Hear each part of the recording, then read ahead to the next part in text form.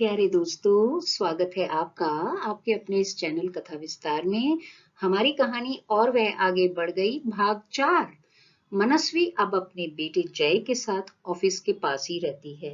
यह तो हमारे सारे सुनने वाले जानते हैं कि मनस्वी अपने घर पे परेशान थी, ससुराल वाले घर में बहुत परेशान रहती थी। तो वह अपना ससुराल वाला घर छोड़ के ऑफिस के पास एक छोटे से घर में शिफ्ट हो जाती है। और उसको अगले भाग में हमने बताया था कि सफाई करते हुए उसे अपने पति अमन की कुछ पुरानी फाइलों में से एक लड़की शिखा के कुछ प्रेम पत्र मिलते हैं।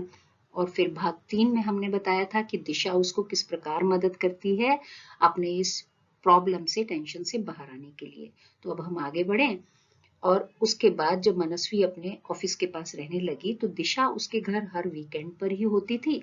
मनस्वी बड़ी हिम्मत से अपनी जिंदगी चलाती है। एक दिन मनस्वी को रंजना मासी का फोन आता है। शायद मम्मी ने ही उसे समझाने के लिए करवाया होगा। रंजना मासी ने कुछ देर इधर उधर की बात की और मनस्वी से कहा, मन्नो, मुझे पता है तू बहुत परेशान है, पर अकेले रहने से तो तू बिल्कुल अकेली ही पड़ जाएगी। उन्होंने मनस्वी को समझाने की कोशिश की और कहा, देख मनु, यहाँ रहकर तू किराए वगैरह के खर्चे भी कर रही है और बुरी भी बन रही है। तू वापस चली जा। मनस्वी ने रंजना मासी से कहा, मासी, मैं यहाँ बेहतर जिंदगी जी रही हूँ। वहां ससुराल में मेरे साथ कौन था? यहाँ कम से कम दिशा, मेरी सहेली तो मेरे पास है। सबसे बड़ी बात कि मेरी नौकरी चल रही है। मनु, घर बड़ा होता है ना, तू नौकरी छोड़ दे, मगर घर मत छोड़। मासी, घर? किसका घर? जहां वहां पर मेरे खाने की प्लेट में क्या है उस पे तीखी नजर रहती है, या वे लोग जिन्होंने मुझे प्यार के दो बोल तक नहीं बोले। मासी, अगर एक छत के नीचे रहने को, दिन रात मेहनत करके रात को सो जाने का नाम घर है, तो मुझे ऐसा घर नहीं चाहिए। जब पति ही साथ ना दे रहा हो तो ससुराल वाले तो जीना मुहाल कर ही देंगे ना। हाँ बेटा, लेकिन लड़कियों का जीवन ऐसा ही होता है। अगर पति ने साथ ना दिया तो उसके आगे जमाने भर की मुश्किलें खड़ी हो जाती हैं। मासी, वो वक्त अब जा चुका है जब औरत को समझाया जाता था कि इस घर से तुम्हारी अर्थी ही बाहर निकलेगी। आज मैं अमन के बराबर नौकरी पर अपनी सैलरी लेती हूँ और उसके बराबर ही पढ़ी लिखी हूँ। तो मतलब तो यह हुआ ना कि अपनी कमाई और पढ़ाई के अहम के आगे तुम्हें अपना ही फैसला ठीक लग रहा है। मासी, यह भी तो सोचो ना कि अगर मेरे पास पढ़ाई और कमाई ना होती तो मेरा जीवन उस घर में कैसा होता। कोई कैसे भी रखे, कैसे भी बात करे, मुंह लगाए या नहीं, बस क्योंकि शादी हो गई है तो हर हाल में निभाओ। मासी, कितने ही भाई बहन ऐसे होते हैं जो खून के रिश्ते में भी आपस में बात नहीं करते हैं। खून के रिश्ते होने के बावजूद भी एक दूसरे से नहीं निभा पाते। फिर इस रिश्ते में ना निभाने पर इतने प्रश्न क्यों होते हैं? हमारा समाज इतने सवाल क्यों करता है, और वह भी सिर्फ औरत से? मासी, मैं अपनी जिंदगी को जीना चाहती हूँ। मेरा हक है मेरी जिंदगी पर, और शुक्र है कि मुझे अपनी जिंदगी की कीमत पता है। नहीं तो हर लड़की जो अपने घर से या पति से अलग रह रही है, उसको हमारा समाज गलत नजर से ही देखता रहता है। कोई बहन अपने भाई के साथ नहीं निभा पाई या भाई भाई से लड़ता है, उसमें ऐसा कुछ नहीं सोचा जाता। बस यही एक रिश्ता ऐसा है कि लड़की ने ससुराल से जैसे ही बाहर कदम रखा तो हमारा ससुरा समाज उसे गलत नजरों से देखने लगता है। लड़कियों का जीवन क्यों ऐसा ही होता है मासी? मासी, मैं तो उस हर लड़की को यह कहना चाहूंगी कि अगर तुम्हें तुम्हारी सही जगह नहीं मिलती है तो डरो मत, घुट घुट के मत जियो, बहादुर बनो। अपनी जिंदगी में खुशियां लाना हमारी अपनी सबसे बड़ी जिम्मेदारी है। ठीक है मन्नू, तुझसे बात करके मुझे लग रहा है कि तेरी जो चॉइस है वो ठीक है। तेरी घुटन के आगे तूने ये फैसला लिया है, हमें भी अपनी सोच बदलनी होगी। इस बात के बाद मनस्वी सोचने लगी, कितना मुश्किल है किसी को समझाना, किसी की सोच को बदलना। कितनी एनर्जी व्यर्थ हो जाती है सिर्फ यह समझाने में कि समस्या है। समस्या है तभी तो कदम उठाया होगा, नहीं तो 3.5 साल तक निभाने की ही तो कोशिश करती रही मैं। पहले वहां जूझ जूझ कर थकती रही, अब सबको जवाब भी अलग दे रही हूँ कि अलग क्यों रह रही हूँ। कहने को शायद ये मेरे अपने लोग हैं और मेरे लिए भला भी सोच रहे होंगे, पर अपने हिसाब से सोच रहे हैं ना। फिर यह सर झटक कर अपने काम में लग जाती है, क्योंकि बहुत सारा टाइम उसका खराब हो गया था मासी को ये सब समझाने में। ऐसा नहीं था यह सिर्फ एक बार हुआ, ये कई बार हुआ। कईयों ने उससे पूछा, पर वह अपने पथ पर चलती रही। किसी के भी प्रश्न उस पर वापस उसकी जिंदगी में अपने ससुराल में जाने का दबाव नहीं बना पाए। इसी तरह आगे बढ़ते हुए और अपनी जिंदगी को सहजते संभालते जय 1 साल का होने वाला हो जाता है। इस बार शनिवार को जब दिशा आई तो उसने उससे बात की। उसने दिशा से कहा, दिशा, अब जय 1 साल का होने वाला है। ठीक 12 दिन बाद इसका पहला जन्मदिन होगा। मुझे इस घर में शिफ्ट हुए 6 महीने होने वाले हैं। पिछले 4 महीने से ना तो मेरे अमन से कोई बात हुई है और ना ही वह जय को भी देखने आया है। मुझे लगता है ये चैप्टर ही बंद हो गया है अब। मनु, तू बाकी सब मत सोच, तू यह सोच हम अपने जय का पहला जन्मदिन कहाँ और कैसे मनाएंगे। दिशा, जय को अभी ज्यादा कुछ समझ नहीं है। उसे तो क्या ही पता चलेगा कि क्या हो रहा है। अरे तो जब बड़ा होगा अपने जन्मदिन की वीडियो तो देखेगा ना। दिशा, किसको बुलाऊंगी मैं जन्मदिन पर, अपने घर वालों को या अमन के घर वालों को? अगर घर वालों को ना बुलाया तो जिसको भी बुलाऊंगी सब यही पूछेंगे कि घर के लोग कहाँ हैं। हाँ मनु, कह तो तू सही रही है, बाहर घूमने भी नहीं जा सकते क्योंकि सर्दी ज्यादा है। अभी थोड़े दिन पहले विंटर ब्रेक में ही मैंने छुट्टी लेकर अपनी छुट्टियां बढ़ाकर कबीर के साथ रहकर इतना टाइम लगाया, इतने दिन में वहां लगाकर आई, तो मैं अब ऑफिस से भी छुट्टी नहीं ले सकती हूँ। दिशा, ऐसा करते हैं, पास के अनाथालय में जाकर कुछ किताबें और खिलौने वगैरह देकर आ जाएंगे और मंदिर भी जाएंगे। ठीक है, सुबह का तो यही प्रोग्राम रखेंगे। ऑफिस लेट चले जाएंगे और शाम को डिनर करने बाहर चलेंगे। ठीक है, ये सही रहेगा। लेकिन एक बात सोच रही हूँ कि जब मैंने अकेले रहने के लिए कदम उठा ही लिया है तो मैं अपने बच्चे को उसकी किसी भी खुशी से अलग क्यों रखूं? क्यों मैं ये सोचूं कि लोग क्या सोचेंगे? मैं जय के जन्मदिन पर एक छोटी सी पार्टी रखूंगी। जिसको जो सोचना है वह सोचे।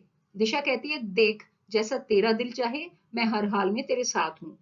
तो चल कहीं यहीं से शुरुआत करते हैं। तू अपने कॉन्टैक्ट्स लगाकर एक पार्टी हॉल बुक कर। मैं कार्ड बनाती हूँ और मेहमानों की लिस्ट। किस किस को बुलाएंगे? देख, मैं तो सबको कार्ड पोस्ट कर दूंगी व्हाट्सएप पर और रिक्वेस्ट करूंगी कि अपनी प्रेजेंस कंफर्म कर दें। आगे जो आ जाए, मोस्ट वेलकम। दोनों सहेलियां मिलकर पार्टी के सारे इंतजाम कर लेती हैं। मनस्वी ने सबको व्हाट्सएप से कार्ड भेजकर इनवाइट कर लिया था। मनस्वी और दिशा ने जाकर अपने लिए और जय के लिए बहुत सुंदर ड्रेसेस भी खरीद लिए। दिशा ने अपने एक दोस्त को जय के बर्थडे की वीडियो बनाने के लिए बुला लिया था। कुछ लोगों ने आने का कंफर्म कर दिया था और कुछ का कोई जवाब नहीं आया। मनस्वी अब मन में ठान चुकी थी कि कोई आए या ना आए, पार्टी तो अच्छे से करेगी। जय के जन्मदिन पर दोनों सुबह मंदिर और फिर अनाथालय लेकर गई जय को। उसके हाथ लगवा कर पहले पूजा पाठ और फिर पास ही में बने अनाथालय में दान इत्यादि करवाया। फिर दिशा अपने ऑफिस चली गई, पर मनस्वी ने पूरे दिन की छुट्टी ली थी। शाम को दिशा सीधे ही मनस्वी के घर आ गई और फिर तीनों तैयार होकर पार्टी हॉल में पहुंच गए थे। बाहर लॉन से लेकर अंदर हॉल तक फूल और गुब्बारों से सब जगह सजावट हुई थी और तरह तरह की रंग बिरंगी रोशनियां और म्यूजिक से हॉल की रौनक देखते ही बनती थी। मेहमानों का आना शुरू हो चुका था। दोनों के दोस्त, मनस्वी के ऑफिस के कुछ खास लोग और सबसे हैरानी की बात कि मनस्वी के मम्मी पापा और भाई बहन सब आए थे। शायद उन्हें अपनी बेटी में कुछ सच्चाई दिखाई दी या उन्होंने समय की जरूरत को समझा या फिर नन्हे नाती को देखने की ललक। सब घर के लोग आए थे। इतनी हैरानी तब हुई जब मनस्वी की ससुराल से सिर्फ रिश्ते में अमन की चाची जी, जो मनस्वी से लगातार बात भी करती रहती थी, वह अपनी बेटी के साथ आई थी। जन्मदिन पर खूब बड़ा सा केक काटा। मनस्वी ने केक काटने के लिए जय और दिशा को आगे किया। दिशा को मनस्वी बहुत मान देती थी, पर दिशा ने मनस्वी के मम्मी पापा को वहां बुलाया और जय को उनके हाथ में पकड़ा कर केक कटवाया। ऑफिस के एक दो लोगों ने अमन के बारे में पूछा तो दिशा ने बताया कि वह बाहर गए हैं, पहुंचने की कोशिश में तो हैं, देखते हैं कब तक पहुंच पाएंगे। जन्मदिन खुशी खुशी मनाया गया और डांस भी खूब किया। रात 11 बजे तक पार्टी चलती रही, फिर सब लोग जाने के लिए निकलने लगे। जाते जाते अमन की चाची जी ने बताया कि उनको 2-3 दिन पहले ही पता लगा कि अमन अमेरिका चला गया है। कितने दिन के लिए और किस लिए यह उनको पूरी तरह नहीं पता था। उन्होंने कहा शायद उसके ऑफिस से गया है या कोई नया जॉब लगा है, पर उन्हें ज्यादा खबर नहीं थी। पार्टी के बाद पहली बार उसके माता पिता और बहन उसके घर पर भी आए।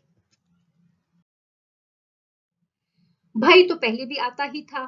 थोड़ी देर बाद वह उससे मिले, थोड़ी देर वहां बैठ के बातें की, फिर दोबारा आने का कहकर उसके सर पर पापा ने प्यार से हाथ रखा और मम्मी भी कसकर गले मिलकर गईं। मनस्वी को अमन के अमेरिका जाने की खबर से कुछ ज्यादा फर्क नहीं पड़ा, क्योंकि वैसे भी अब वह उसके बगैर जीना सीख चुकी थी, क्योंकि अमन का व्यवहार तो उसके साथ कब का बदल चुका था। अपने माता पिता से मिले प्यार और सहारे से वह बहुत खुश थी। आज उसके बेटे के जन्मदिन पर उसको एक अनमोल तोहफा मिला था। दिशा आज मनस्वी के लिए बहुत ज्यादा खुश थी। वह रात को मनस्वी के साथ ही रुकी और घर संभालने में मनस्वी की पूरी मदद की। अगले दिन उन दोनों की रूटीन लाइफ स्टार्ट हो गई थी। लेकिन अब एक नई चीज शुरू हो गई थी। वह था मनस्वी का अपने माता पिता के घर आना जाना। वह अपने साथ दिशा को भी साथ लेकर जाती, क्योंकि वही है जो हर हाल में उसके साथ होती थी। तो अब उसको अकेला कैसे छोड़ देती। उसी के चक्कर में तो दिशा बहुत ज्यादा नए दोस्त भी नहीं बनाती थी कि जय और मनस्वी को पूरा वक्त दे सके।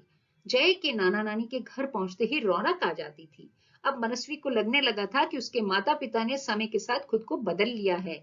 दोनों एक आध दिन रहती या कभी रात को रह जाती, या फिर मम्मी पापा के साथ कुछ समय बिताकर वापस अपने आशियाने में आ जाती थी। समय पंख लगाकर उड़ रहा था। जय के 2 साल का होते होते मनस्वी को अमन की तरफ से तलाक के लिए नोटिस मिल गया था। लगभग पिछले 1 साल से कोर्ट में यह प्रक्रिया चल रही थी।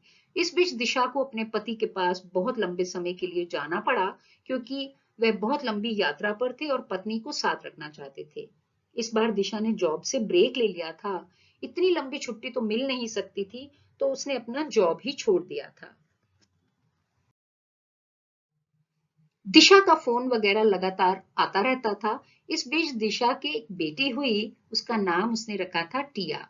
दिशा अब बॉम्बे में जॉब कर रही थी, पर उसका जॉब घर से होता था तो आराम से बच्ची को भी देख लेती थी और उसका काम भी चल रहा था। कुछ समय बाद जय अब 4 साल का होने वाला था। अब तक तो टूर वगैरह पर जाना होता तो मनस्वी उसको अपने मम्मी पापा के घर छोड़ देती थी। सोचती थी जय जब अपने स्कूल में जाएगा तब कैसे मैनेज करेगी। छुट्टी वगैरह तो तब ज्यादा मिल नहीं पाएगी स्कूल से, तो क्या करेंगे। पर फिर छोड़ देती वक्त पर, यह सोचकर कि जब वक्त आएगा तो देखा जाएगा। जब भी कोर्ट जाना होता मनस्वी जय को लेकर नहीं जाती थी, और ना ही अमन ने फिर कभी जय से मिलने की इच्छा भी जाहिर की थी। मनस्वी के मम्मी पापा और मनस्वी हैरान होते थे कि ये कैसा इंसान है जिसे अपने बेटे से भी कोई लगाव या प्यार नहीं था। बस अमन की चाची से मनस्वी को एक बार यह पता चला था कि उसके देवर की शादी हो चुकी है और वह अपने माता पिता से अलग रह रहा है। शायद उसकी पत्नी की भी पटरी उसके सास ससुर के साथ नहीं बैठी थी।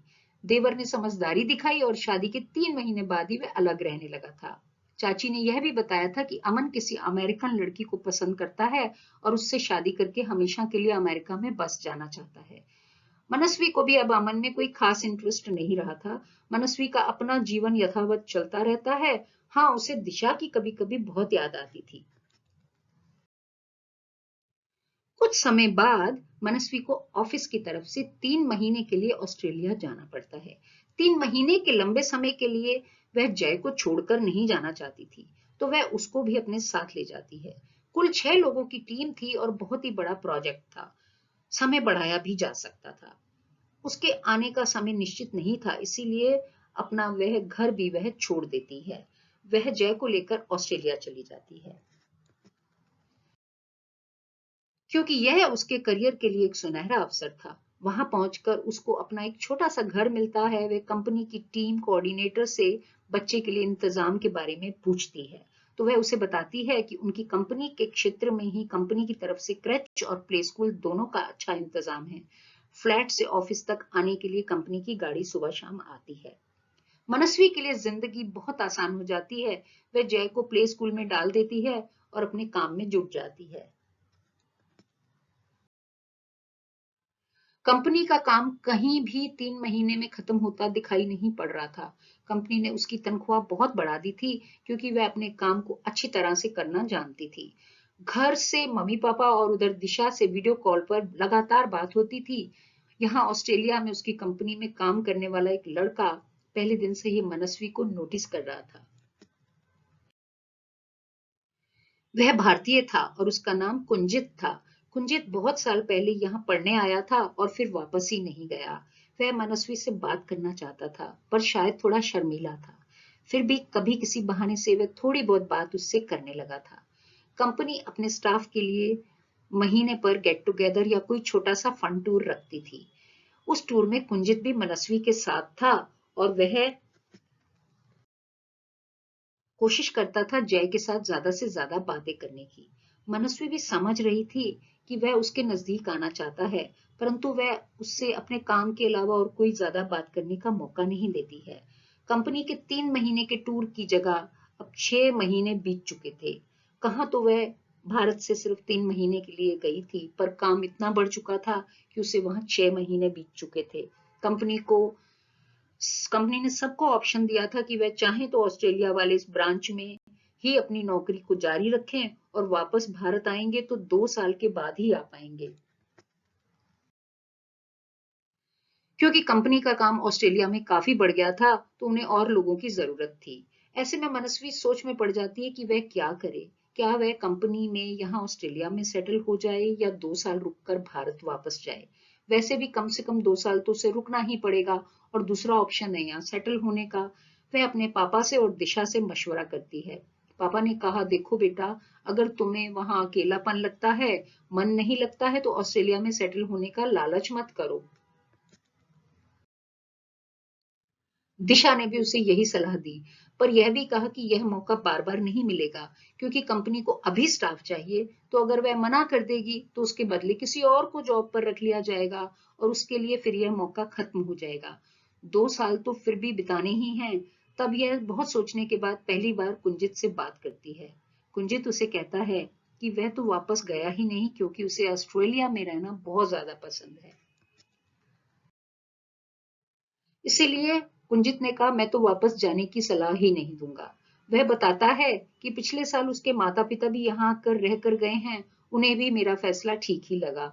हालांकि कभी वह मुझे और कभी मैं उन्हें बहुत याद करते हैं और एक दूसरे से मिल भी लेते हैं। मनस्वी को सचमुच कुछ भी समझ नहीं आ रहा था। इन्हीं दिनों जय को शायद सर्दी लग गई थी और उसे तेज बुखार आ गया था। वह ऑफिस बिल्कुल भी नहीं जा पा रही थी। तब उसे अपने देश और घर की बहुत याद सताने लगी। वह सोचने लगी, उसका कौन है यहाँ, वह यहाँ क्यों रहे। पर 2 साल तो फिर भी कम से कम उसे यहाँ रहना ही पड़ेगा या फिर जॉब छोड़े। उसे अपनी कंपनी बहुत पसंद थी। वह अपनी जॉब तो बिल्कुल भी नहीं छोड़ना चाहती थी। एक हफ्ता बीत चुका था। वह एक तरफ जय को बुखार में संभाल रही थी, दूसरी तरफ सिर्फ 2 ही दिन का समय बचा था उसके पास अपनी कंपनी को जवाब देने के लिए कि वह हमेशा के लिए ऑस्ट्रेलिया ब्रांच में काम करना चाहती है या नहीं। अगले दिन कुंजित उसके घर आ जाता है। वह कहता है, आप बहुत दिन से ऑफिस नहीं आ रही थी, इसीलिए चला आया। आपको बुरा तो नहीं लगा? नहीं नहीं, आइए प्लीज। वह उस दिन बिल्कुल अकेला महसूस कर रही थी क्योंकि ऑफिस के लोगों से भी उन दिनों मिलना नहीं हो रहा था। तो कुंजित का आना उसे अच्छा ही लगा था। आप बैठिए, मैं जरा जय को दवाई देकर आती हूँ। वह बैठ जाता है। थोड़ी देर बाद मनस्वी जय को भी वहीं लेकर आ जाती है। जय भी कुंजित अंकल से मिलकर बहुत खुश होता है। आप कॉफी पियेंगे? तब वह मना कर देता है। तब वे तीनों वहीं ड्राइंग रूम में बैठकर कुछ देर बात करते हैं और कुंजित पूछता है, आपने क्या फैसला किया, आप यहीं रहेंगी ना? कुंजित की बात में इच्छा और आग्रह दोनों ही दिख रहे थे। मैं असमंजस में हूँ, मेरा यहाँ कोई नहीं है। बिल्कुल अकेली हूँ, उस पर एक बच्चे के साथ। मनस्वी, अगर आप चाहें तो हम दोस्त बन सकते हैं। मैं तो यहाँ इतने साल से रहता हूँ, फिर भी मेरे ज्यादा दोस्त नहीं हैं। आप मुझे बहुत अच्छी लगी, इसीलिए मैं आपसे दोस्ती करना चाहता हूँ। मनस्वी कहती है, आप यहाँ इतने साल से रह रहे हैं, आपने यहीं बसने का फैसला भी कर लिया है, इस जगह को भी बहुत अच्छी तरह जान गए हैं, आप मेरे दोस्त तो हैं ही, तभी तो आप आए हैं ना मुझसे मिलने और जय को देखने। अब जय अब जब आप मुझे अपना दोस्त मान ही रही हैं, तो फिर आप अकेली तो नहीं हुई ना। आप हमेशा के लिए यहाँ रुक जाएंगी तो मुझे बहुत अच्छा लगेगा। मनस्वी उसको धन्यवाद देती है और थोड़ी देर रुकने के बाद कुंजित वापस अपने घर चला जाता है। मनस्वी को कुछ भी समझ नहीं आ रहा था। अगर वह हाँ कहेगी तो कंपनी उसे बहुत अच्छी तनख्वाह के साथ एक बड़ा सा घर और एक अच्छी सी गाड़ी भी देने वाली थी। लेकिन उसे कंपनी के साथ रुकने के लिए बॉन्ड भरना पड़ेगा। फिर वह कम से कम 5 साल का होगा। मतलब तब तक जय 9 साल का हो जाएगा। क्या वह फिर भारत जाकर एडजस्ट कर पाएगा? फैसला सचमुच कठिन तो था और समय रह गया था केवल 2 दिन। अब उसको जल्दी ही प्ले स्कूल से एक बड़े स्कूल में भी डालना है, तो उसे एक जगह पर सेटल तो होना ही पड़ेगा, नहीं तो जय की शिक्षा पर बुरा प्रभाव पड़ सकता है। पता नहीं फिर क्या सोचकर मनस्वी अपनी कंपनी को हाँ कर देती है और 5 साल का बॉन्ड भी भर देती है। यह जानने के बाद कुंजित की खुशी का तो ठिकाना ही नहीं था। कुछ समय बाद मनस्वी एक बड़े से घर में शिफ्ट हो गई और जय को एक इंटरनेशनल स्कूल में एडमिट करवा दिया था। कुंजित मनस्वी के और ज्यादा करीब हो गया था क्योंकि दोनों के घर अब एक ही ब्लॉक में थे। वह जय से मिलने मनस्वी के घर आता रहता था। मनस्वी को भी धीरे धीरे उसका वहां आना अच्छा लगने लगा और उसका शांत स्वभाव भी उसे अच्छा लगने लगा था। दोनों अब कभी कभी लंबे समय तक बात करते थे। वह एक दूसरे के साथ थोड़ा खुलने लगे थे। कभी कभी दोनों अपने जीवन के बचपन के किस्से सुनाते और कभी कॉलेज के दिनों की बातें करते। कभी कभी मनस्वी सोचती कि कुंजित बहुत सीनियर लेवल पर है, पैसा भी बहुत अच्छा कमा रहा है, अभी तक इसने शादी क्यों नहीं की। पर इस तरह का प्रश्न तो पूछा नहीं जा सकता था। कोई अपने आप बात करे तो ठीक, नहीं तो दोस्तों को भी अपनी मर्यादा में रहना चाहिए। पर बहुत समय नहीं बीता।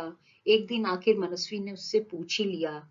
ऐसे ही एक दिन कुंजित ने अपने जीवन की कुछ ऐसी बातें शेयर करनी शुरू की जिसको सुनकर मनस्वी अचंभे में पड़ गई थी। तो दोस्तों, कुंजित के जीवन की वो कौन सी ऐसी बातें थी जो वो मनस्वी से शेयर करता है? वो एक लड़की के बारे में है या कुंजित की क्या समस्याएं थी? क्यों अब तक उसने शादी नहीं की थी? अब मनस्वी और कुंजित की जीवन यात्रा आगे कैसे चलेगी? क्या वो ऑस्ट्रेलिया में ही रहेगी क्योंकि उसने बॉन्ड भर दिया है, या आगे आने वाले भाग में कुछ बदलेगा? तो ये था मेरा और वह आगे बढ़ गई भाग 4। और भाग 5 में फिर हम जल्दी मिलेंगे। कृपया कमेंट जरूर करें और अपने इस चैनल को सब्सक्राइब जरूर कर लें, क्योंकि मेरा भी उत्साह बढ़ता है जब आप लोग मेरा साथ देते हैं। धन्यवाद दोस्तों।